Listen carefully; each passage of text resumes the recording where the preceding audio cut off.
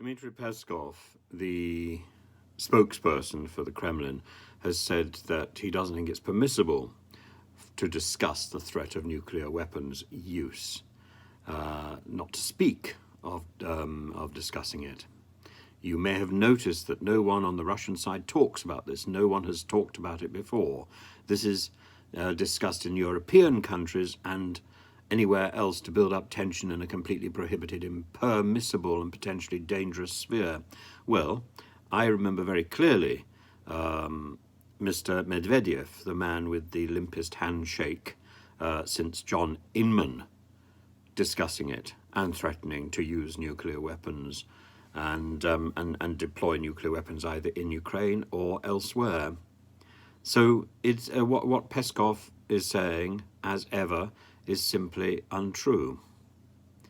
And it's disturbing how the Russian propaganda machine seems to want to completely rewrite recent history. Yesterday, the Russians, the Kremlin, tested Satan II, this new interballistic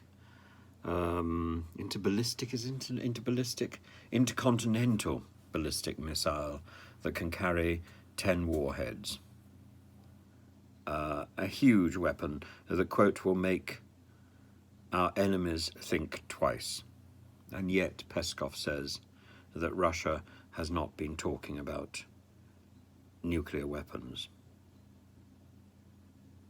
It's nonsensical.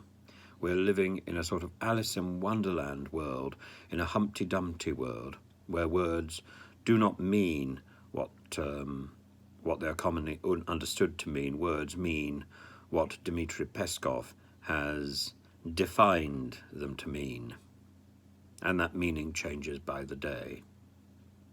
That's the whole point about Humpty Dumpty. And of course, if you go back to the story of Humpty Dumpty, Humpty Dumpty was a canon.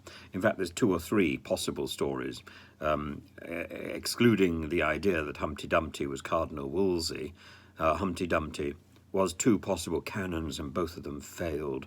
And the Humpty Dumpty nursery rhyme seems to have been invented by the victors in the Civil War, who were ridiculing all the king's horses and all the king's men that were unable to stop the revolutionary forces, to stop the parliamentary victory over the king, and indeed the beheading of the king.